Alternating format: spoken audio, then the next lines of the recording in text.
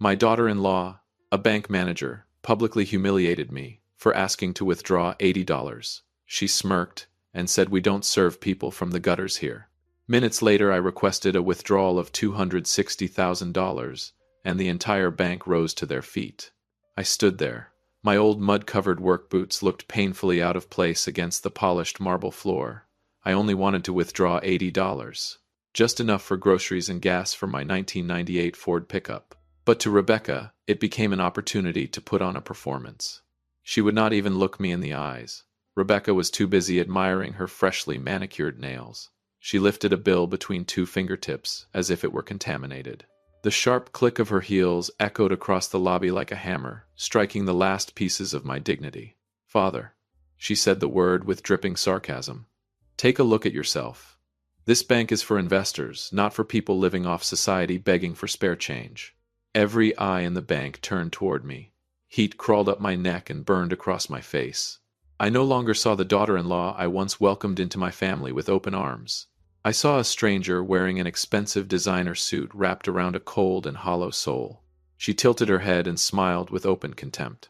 Loud enough for everyone to hear, she announced that the image of this bank did not allow people who looked like they had crawled out of a drainage ditch to pollute the air inside. I looked down at my hands. The scars, the calluses, the marks left behind by decades of hard labor building the very empire she now benefited from.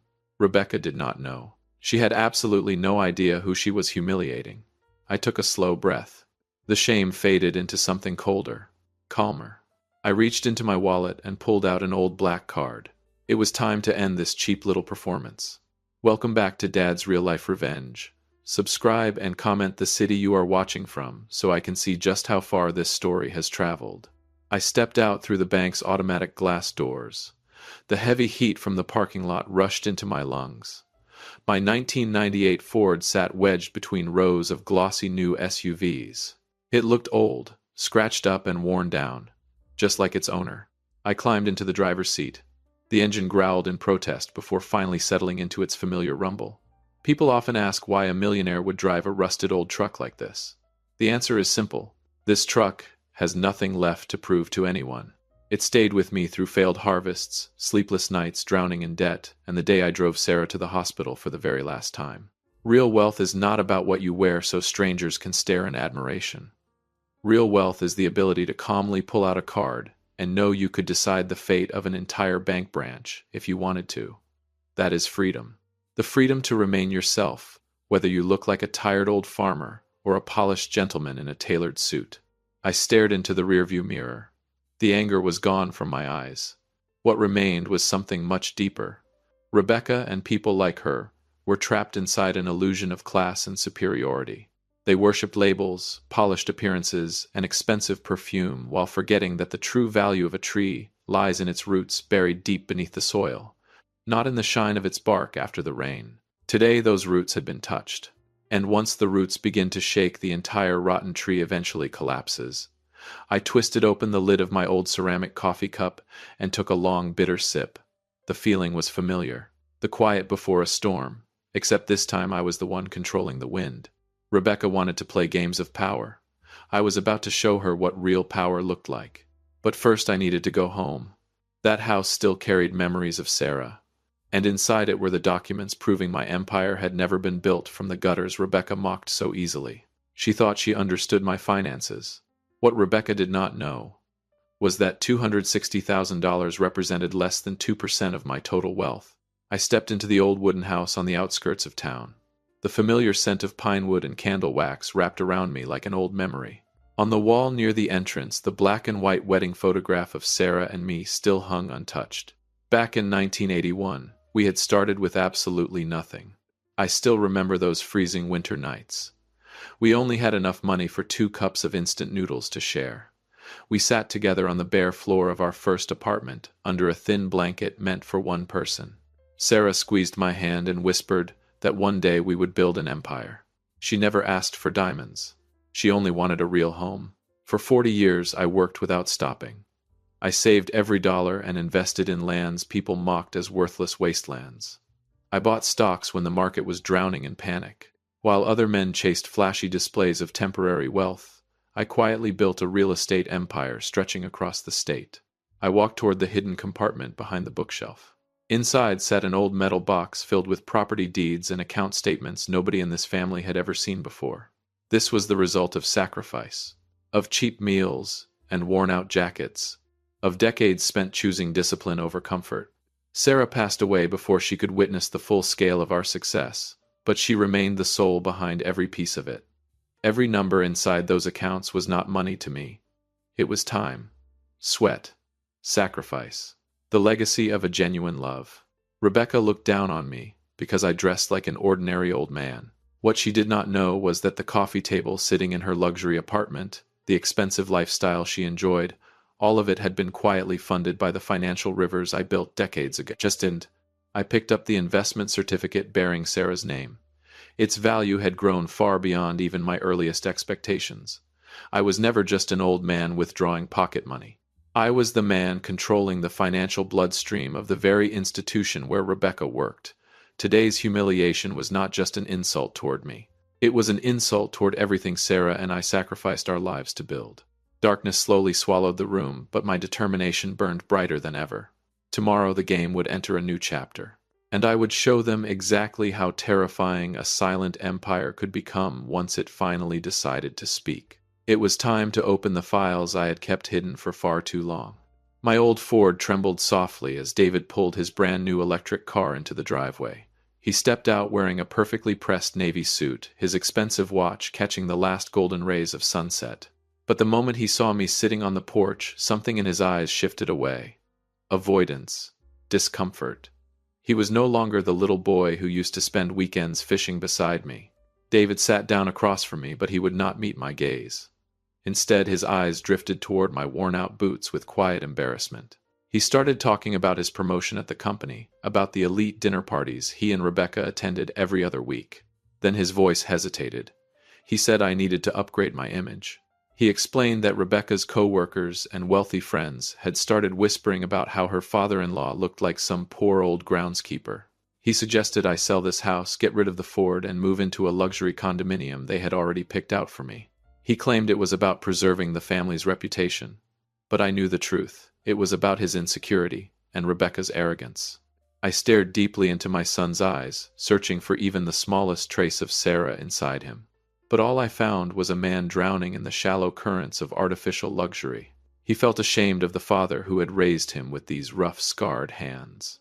To him, my appearance had become a stain on the polished image he desperately wanted the world to admire.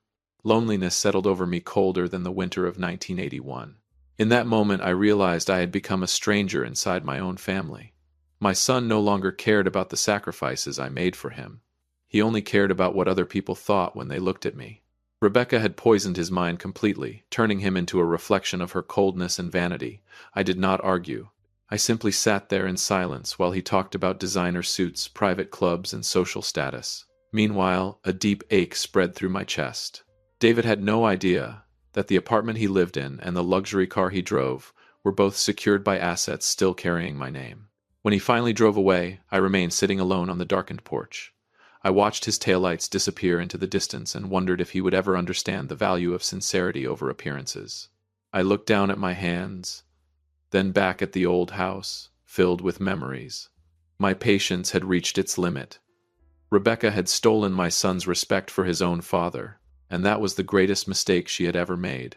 I stood up, walked back inside, and picked up the phone. It was time to make the first move. Rebecca believed she was the hunter.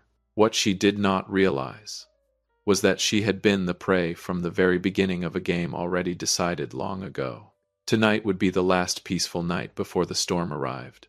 Monday morning, I did not wear a suit. I still wore my dusty work jacket and old faded jeans, but today there was something different in my eyes. Something colder, sharper, like steel hidden beneath worn leather.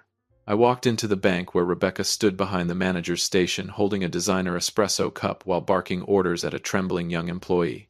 The moment she saw me, she let out a dramatic sigh loud enough for everyone nearby to hear. She walked toward me, the overwhelming scent of expensive perfume following behind her like poison in the air. She did not even bother greeting me. Instead, she tilted her chin upward and sneered. I thought I made myself clear already. We do not have time for people who come in here just to cause problems. I did not respond. I walked straight past her and approached Jennifer, the young teller who still looked shaken from Rebecca's earlier humiliation. I placed my black card and identification on the counter. My voice was calm, low, and perfectly steady. I would like to process a transfer. $260,000. Immediately. Jennifer looked at the screen, then at me, then back at the screen again. The color drained completely from her face. "Sir," she stammered, "I need to verify.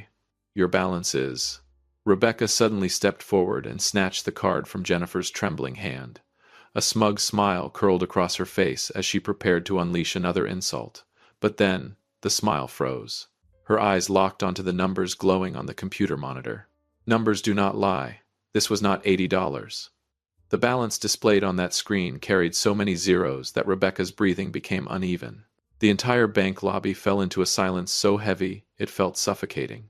Employees stopped working. Customers turned around. Everyone stared. Rebecca stood frozen like a wax statue, her hand trembling violently around my card. Slowly she lifted her eyes toward me. Her lips moved, but no words came out. The arrogance that once filled her face had vanished completely. Now there was only confusion and fear. I leaned slightly closer, just enough for her to see the certainty in my eyes. Then I spoke quietly, so only she could hear. "The gutter feels a little deeper today, doesn't it, Rebecca?" I signed the transfer receipt with one clean, decisive stroke. $260,000 disappeared from that branch in less than a minute. And this was only the first warning. I slipped the card back into my wallet and turned toward the exit, leaving Rebecca standing pale and speechless beneath the whispers of her own employees. The game had officially begun. I sat inside Harold's office. The air smelled of aged paper and expensive leather. Harold was more than just my attorney. He was the only man alive who knew every hidden corner of the empire I had spent 40 years building. He slid a thick file across the desk toward me, his weathered face carrying a level of seriousness I rarely saw. Harold cleared his throat. "Michael, what I found goes far beyond arrogance." He opened the file slowly. "Over the last 18 months, your accounts were accessed illegally 43 separate times. Every digital trace leads directly back to Rebecca's employee credentials. She was not just checking balances. She has been monitoring every transaction, every dividend payment, every movement coming from your investment funds." A slow-burning rage spread through my chest like fire beneath the earth. This was not curiosity. It was invasion. Rebecca had turned her managerial authority into a weapon. She used the bank's system like a spyglass, watching the fortune she secretly craved. Harold explained that she had also searched through accounts connected to other family members, trying to piece together the hidden structure of my wealth so she could tighten her control over David and everyone around him. My privacy. The secrets Sarah and I swore to protect until our son became mature enough to understand them. Rebecca had violated all of it without hesitation. She saw me as a confused old man, but she forgot something critical. In the financial world, abusing institutional authority is a career death sentence, and Rebecca had grown so arrogant that she left fingerprints everywhere inside the bank's security logs.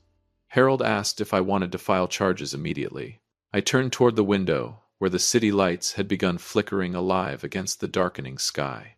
"No," I said quietly. "I want her to experience what it feels like to stand on top of the world and then suddenly fall into the abyss." I wanted Rebecca to destroy herself with the very greed she believed made her powerful. I instructed Harold to prepare a special transfer order, an amount large enough to make Rebecca's greedy heart lose control. She enjoyed monitoring my accounts. Fine. Then I would show her something she could never truly possess. The emotions inside me were no longer simple pain. This had become a cleansing. Rebecca crossed the final line the moment she invaded my family's legacy. She believed she controlled the darkness surrounding my wealth, but she had no idea that same darkness was already preparing to swallow her whole. I rose from my chair and shook Harold's hand firmly. The real hunt had finally begun. I stood in front of the ATM, but this time I was not withdrawing a few dollars like before. I was executing an internal transfer between the investment funds I had spent decades building. My fingers moved calmly across the keypad as I initiated a devastating transfer worth $4.2 million into a smaller account. I knew Rebecca had been secretly monitoring every single day. I could already picture her face back at the bank. The moment the system flashed red across her management screen, warning her that an enormous sum of money had just moved through the network. She would see numbers so massive they existed far beyond anything she had ever imagined touching in her entire career. I was handing her the perfect bait, a beautiful piece of temptation coated in poison, and I knew she would never resist it. Everything was already prepared. The evidence of her illegal account access, the hidden transaction records, the proof of betrayal against this family. Rebecca believed she had uncovered the secret of my finances, but in reality she was nothing more than a puppet dancing on strings I had arranged long before she ever entered the game. Her performance of elegance, power, and deception was nearing its final act. I looked at the screen one last time. $4,200,000. The number glowed cold and merciless beneath the fluorescent light. This was the price of arrogance, the price of greed. My phone vibrated inside my pocket. David. Of course. Rebecca had already called him about the shocking discovery. No doubt she was preparing to accuse me of something so she could position herself close enough to seize control of the money. But she had no idea she was walking willingly toward her own execution. If you believe Rebecca's actions are completely unacceptable, hit the like button and support the truth. Her performance is about to come crashing down. I silenced the phone without answering. I wanted them to wait. I wanted confusion and greed to slowly consume their thoughts before I arrived. Tonight inside David's luxury apartment, every secret would finally be dragged into the light. I stepped back into my 1998 Ford. The engine roared to life with a familiar growl. The storm had already begun, and I was standing directly at its center. I stood outside David's luxury apartment. The sound of the doorbell echoed sharply through the hallway. A few seconds later, the door swung open, and instantly I felt the hostility hanging thick in the air. Rebecca stood there, but the confusion she showed at the bank was gone. Now, her face burned with something far uglier. Pure aggression. David sat farther inside the apartment, pale and motionless, staring at me with disappointment in his eyes. Rebecca did not even let me step inside before she exploded. "You are a fraud," she screamed. "A criminal. A money launderer." Her voice echoed across the marble walls. "There is no possible way an old beggar-looking man like you has millions of dollars unless you got them illegally. I should call the police right now. I should report everything to the bank's board and have you thrown in prison." David slowly stood up. His voice trembled. "Dad, how could you do this? Rebecca is right. That amount of money is impossible. What did you do to get it?" He looked at me like I was no longer his father, like I was a stain threatening the polished life he had spent years trying to build, but I did not flinch. I walked calmly into the living room and placed an old tape recorder onto the glass table. Rebecca laughed immediately. "What exactly are you planning to do with that ancient toy?" She stepped closer, greed twisting across her face. Then she lowered her voice. "If you hand over the passwords to your other accounts, maybe I will consider not calling the police." Even now, she still believed she held the power. I pressed the play button. The apartment fell silent. Then Rebecca's cold, mocking voice filled the room with horrifying clarity. "We do not serve people from the gutters here." Next came the insults about my boots, my Ford truck, and the cruel humiliation she directed toward her own father-in-law. Rebecca's face drained from red to ghostly white. I reached into my coat and pulled out the file Harold had prepared, tossing it onto the table in front of her. "These," I said calmly, "are records of the 43 illegal accesses into my accounts." I opened another section. "These are federal banking violations." Then another. "And this is the complete list of properties you spent months trying to uncover but will never own." I stared directly into her eyes. Rebecca's hands turned ice cold as she touched the pages filled with evidence that could destroy her entire career. She opened her mouth to speak, to deny it, to invent another lie, but no words came out. David grabbed the file with shaking hands. His eyes darted across the dates and timestamps, slowly realizing they matched the exact moments Rebecca had pressured him to convince me to sell my house. The silence inside the apartment became unbearable, heavy, final, like a death sentence waiting to be read aloud. Rebecca looked at the tape recorder, then at me, and finally understood that every lie she built her image upon had collapsed in front of her own eyes. She was no longer a powerful bank manager. She was simply a thief, caught standing at the scene of the crime. And my response had struck harder than anything she ever imagined possible. The collapse came faster than a storm sweeping across open fields. Rebecca sank onto the expensive leather sofa, her eyes hollow as she stared at the emergency termination notice glowing on her phone screen. Harold's call had taken less than 10 minutes to destroy everything she spent years building. She had not only lost her job, she had been permanently banned from working in the financial industry. The luxury credit cards inside her designer wallet were now nothing more than worthless pieces of plastic. David stood frozen in the middle of the living room. His eyes moved from Rebecca to the stack of evidence spread across the glass table. The truth hit him like a brutal slap across the face. At last, he understood. He had been manipulated, used, turned into a weapon for Rebecca's ambition to climb higher into society by humiliating the very father who sacrificed everything for him. For the first time, David finally saw the rot hidden beneath Rebecca's polished beauty. "Dad, I'm sorry." His voice broke as he dropped to his knees. Tears filled his eyes. But I remained silent. I walked slowly toward him and pulled an old receipt from my coat pocket. It was dated 4 years earlier. $43,000. David's student loan debt. The debt he spent years worrying about after graduation. I had quietly paid every cent of it the moment he finished college so he could begin his adult life without chains around his neck. I never told him because I wanted him to feel proud of building his future with his own hands. But Rebecca used that imaginary debt as leverage to pressure him into turning against me. David's hands trembled violently as he held the faded receipt. In that moment he realized something devastating. While he was ashamed of his poor old father, that same father had spent years clearing obstacles from his path, using nothing but unconditional love. David slowly rose to his feet. The weakness was gone from his eyes now. In its place stood clarity, resolve. He turned toward Rebecca. "I'm filing for divorce tomorrow morning." His voice was cold and final. "I can't spend another day with someone who tried to destroy the only family I truly had." Rebecca screamed. She cried. She begged.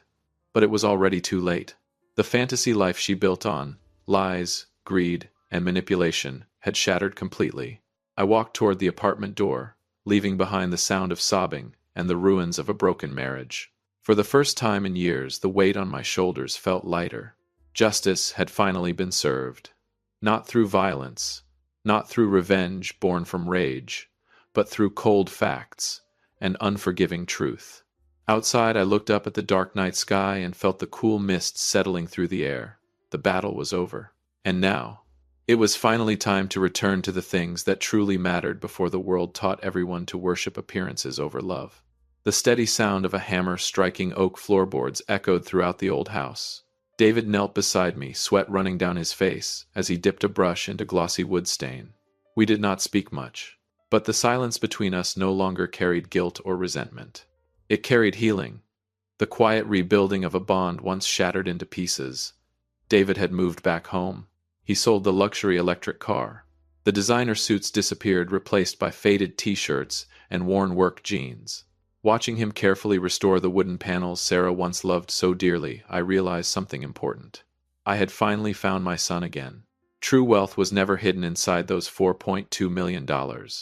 True wealth lived inside the warmth of a family that still understood the value of honest work and sincerity. A week earlier, I signed the documents establishing the Sarah Foundation. Every dollar generated from my investment empire would now help provide housing for struggling working families. I never wanted to see another pair of worn-out boots forced to bow before polished marble floors and red carpets. I wanted people like us to have a real chance, a real home, a place to begin again, just like Sarah and I did back in 1981. I stood on the porch and looked across the distant fields. My 1998 Ford still rested proudly beneath the orange glow of sunset. I took a slow sip from my old ceramic coffee mug, letting the bitterness fade across my tongue. The value of a man is never measured by what he owns. It is measured by what he can let go of without losing himself. I gave up hatred so I could forgive my son. I gave up lifeless numbers in exchange for genuine smiles. Rebecca disappeared from our lives completely, but the lesson she left behind would remain forever. Wealth is like polished paint on wood. If the foundation underneath is rotten, the first storm in life will strip everything away. Never judge a book by its cover, and never underestimate an old man dressed in simple clothes. Share this story if you believe kindness matters more than money. Thank you for listening. I smiled at David as he finished securing the final wooden board into place. He looked back at me, his eyes glowing with the kind of pure happiness money could never buy. Maybe we were still people who climbed out of the gutters. But we learned how to turn mud into flowers through honesty, hard work, and love. The old wooden house felt alive again. And somewhere beyond the fading sunset, I knew Sarah was smiling too.